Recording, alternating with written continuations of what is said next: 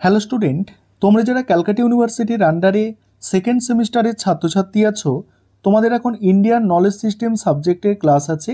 তোমাদের সেকেন্ড সেমিস্টারের সিব্যাক পেপারের মধ্যে একটা সাবজেক্ট হচ্ছে ইন্ডিয়ান নলেজ সিস্টেম। এই সাবজেক্ট থেকে তোমাদের এমসিকিউ কোয়েশ্চেন হয়। আর আজকের ক্লাসে তোমাদের 3 নম্বর অধ্যায় থেকে গুরুত্বপূর্ণ এমসিকিউ প্রশ্ন উত্তর নিয়ে আলোচনা করব। তোমরা যারা ইংলিশ ভার্সনের স্টুডেন্ট আছো, তোমরাও আজকে ক্লাসটা দেখো, কারণ প্রশ্নের উত্তরগুলো তোমরা ইংলিশেও পেয়ে যাবে।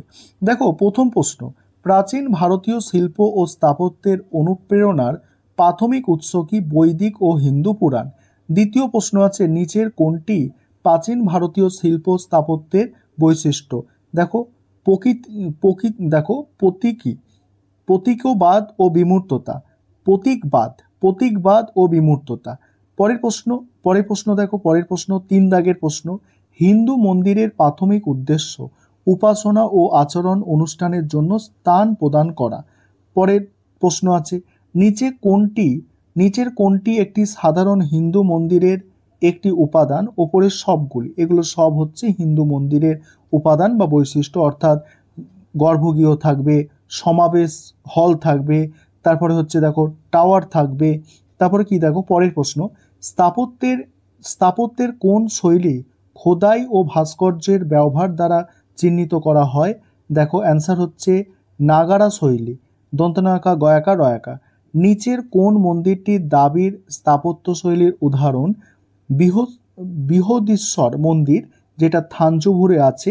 পরের প্রশ্ন আছে, হৈসাল রাজবংশের সময় যে স্থাপত্য শৈলী উদ্ভূত হয়েছিল তার নাম কি?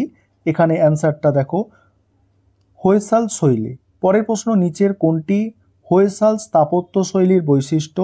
অ্যান্সার হচ্ছে দেখো, জটিল খোদাই এবং অলঙ্কিত সজ্জা ব্যবহার। নেক্সট আছে, স্থাপত্য ভাস্কর্যের নীতিগুলির সাথে সম্পর্কিত প্রাচীন ভারতীয় পাঠ্যের নাম কি? শিল্পশাস্ত্র। পরের প্রশ্ন উত্তর আলোচনা করব, তার আগে যে বিষয়টা তোমাদের বলার আছে, এই সাবজেক্টের ওপরে তোমাদের স্টাডি মেটেরিয়াল তৈরি করা আছে। তোমরা যদি কেউ স্টাডি মেটেরিয়াল পারচেস করতে চাও, নিচে যে নম্বর দেখতে পাচ্ছ এই নম্বরে যোগাযোগ করে স্টাডি মেটেরিয়াল পারচেস করতে পারো। তারপরে প্রশ্ন আছে, নিচের কোনটি হিন্দু মন্দির স্থাপত্যের একটি প্রকার? দেখো, বিমান। পরের প্রশ্ন, হিন্দু মন্দিরের গর্ভগৃহের ওপরে উঠে আসা টাওয়ারটির নাম কি? উপরে উঠে আসা টাওয়ারটির নাম হচ্ছে শিখরা বা শিখর। নিচের কোনটি পাথর কাটা মন্দিরের উদাহরণ? কৈলাসনাথ মন্দির, ইলোরা। নেক্সট আছে কোণার্ক মন্দিরের অবস্থান হচ্ছে ওড়িশায়। নেক্সট প্রশ্ন হচ্ছে, পল্লব রাজবংশের সময় যে স্থাপত্যশৈলীর উদ্ভব হয়েছিল তার নাম কি? দেখো, অ্যান্সার হচ্ছে পল্লব শৈলী। পরের প্রশ্ন, নিচের কোনটি পল্লব স্থাপত্য শৈলীর বৈশিষ্ট্য? খোদাই ও ভাস্কর্যের ব্যবহার। নেক্সট আছে, প্রাচীন ভারতীয় শহরের নাম কি যা তার স্থাপত্যের বিস্ময়করতার জন্য পরিচিত ছিল? দেখো, অমরাবতী।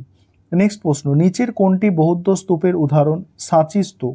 নেক্সট হচ্ছে দেখো, চালুক্য রাজবংশের সময় যে স্থাপত্য শৈলীর উদ্ভব হয়েছিল তার নাম কি? চালুক্য রীতি। নেক্সট, নিচের কোনটি চালুক্য স্থাপত্য শৈলীর বৈশিষ্ট্য? জটিল খোদাই এবং অলঙ্কিত সজ্জার ব্যবহার।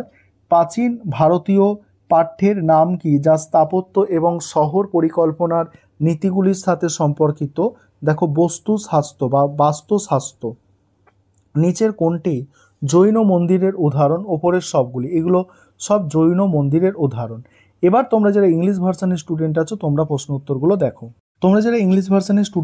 এবারে প্রশ্ন উত্তরগুলো তোমরা দেখে নাও। আমাদের ইংলিশ ভার্সনেও স্টাডি মেটেরিয়াল রেডি আছে। তোমরা যারা পারচেস করতে চাইছো অবশ্যই যোগাযোগ করবে।